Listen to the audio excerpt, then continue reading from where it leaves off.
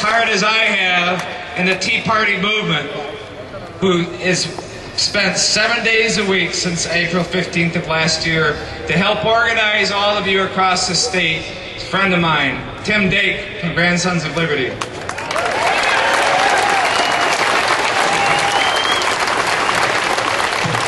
Good afternoon, Patriots.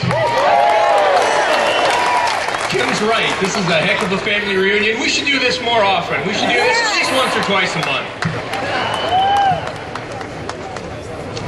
Last year was the first time that I had ever attended a tea party or a protest of any kind in my life when I was here. And I was surprised by something. Now, I kind of thought maybe you might get arrested or something like that. I actually looked up, what do you say, what do you do, so you stay out of too much trouble. Was surprised when it didn't happen. Surprised when everybody was so polite, so calm, and just got along great and cleaned up. But I was really surprised by one more thing. Where is the chain link fence with the barbed wire around this building? Because every time I've been to a large building with armed uniformed guards on the outside and criminals on the inside, there was a fence around it.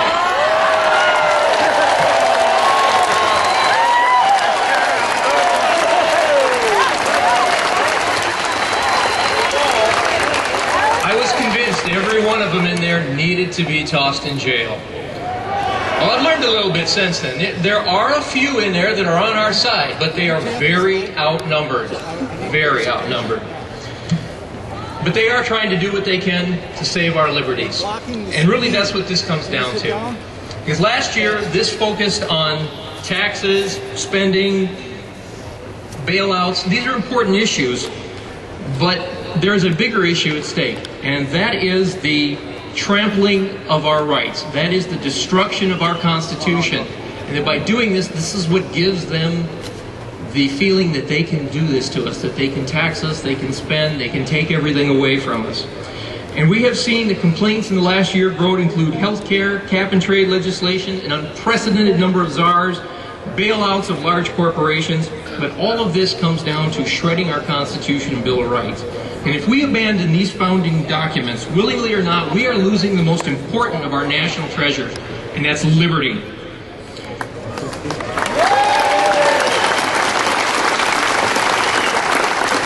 Recently, one of our liberal friends posted on our group's website a question. He says, can you teabaggers name even one liberty that you think you've lost? Good question. Fair question. So I thought about this, and unfortunately, I couldn't name just one, because naming your lost liberty is kind of like a certain brand of potato chips. You can't stop at one. So I made a list. Actually, I brought along a list. You might recognize it. It's called the Bill of Rights. So let's name a few of those lost liberties. Our right to free speech and thought is limited by hate crimes laws that now make it illegal just to be a stupid bigot. Whoops. We've had our right to peaceably assemble called dissent, saying that we are unpatriotic and un-American, and that it's evidence of racism. Our right to a free press has been replaced by a lapdog mainstream media that calls us the same name.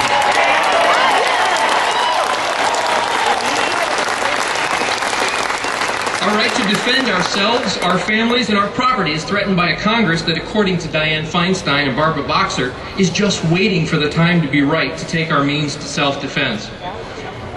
And our states are treated as agents of the federal government instead of the federal government acting as the agents of the state and the people that created it and using our states to harass us.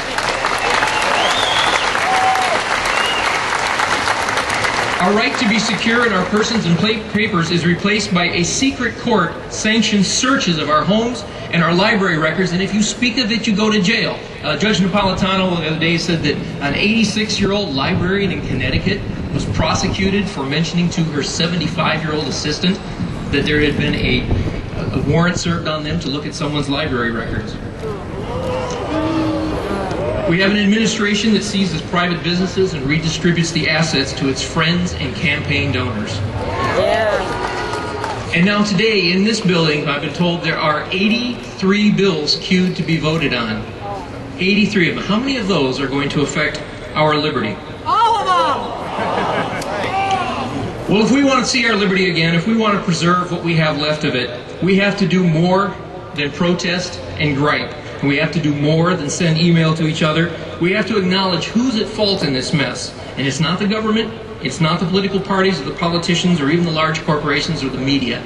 It's you and me. We let it get this way. But the upside is you and I can take it back.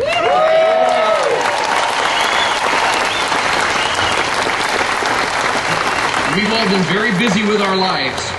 A little bit too much to pay attention to what our government's been doing as it takes control over our lives.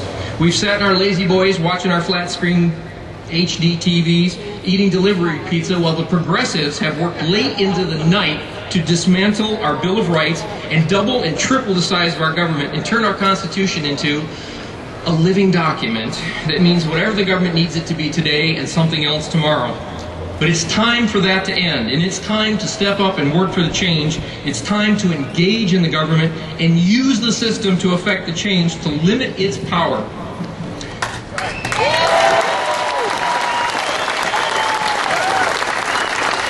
I've lost count of how many tea parties I've been to, and I've actually organized a few. But the truth is that most of us here today won't do more than attend, and maybe write a letter or call our representatives. But we have to do more than that, because they're fighting hard against us, and we have to fight back even harder. So if you do go home and you're thinking of just sitting down in that chair, take a minute and think about it before you turn on the TV. Take 5 minutes. Call one of your representatives. Call one of your state senators. Get them to listen to you. It's no more than the time you would take to brush your teeth. And to those few that really want to get involved, that want to do something, I'll tell you this, that we do have a plan. There are over 70 local grassroots groups in the state now. We add about 1 or 2 every week, and they're growing. And we need you. We need you to join a group if you can. We need you to help start one. We need you to help us bring pressure on the people inside this building committing crimes.